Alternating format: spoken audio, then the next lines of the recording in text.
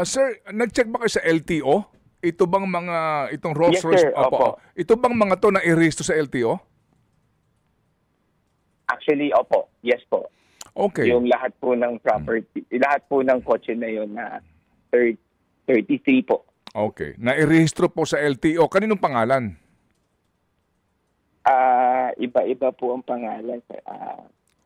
Sandali lang po. Ganun ko lang po yung file. Opo, opo. Sige, so ganito po. So iba-iba ang pangalan. So iba pang issue yun sa LTO kung bakit na-irehistro, parang mga Bugatti lamang, hindi nagbayad ng tamang customs duties pero na-irehistro. At tama ho kayo. Oo. Yun ho yung probable cause. Kaya din ho kami nagsimula na mag-inspection. Okay, sige. So Opo. isa pang Bale, issue yun na naman sa opo. LTO. Opo, okay. Sige, ganito po sir. Walang criminal liability dito na pananagutan po yung may hawak sa sasakyan? Wala naman po as of now, Sir Ted. Opo.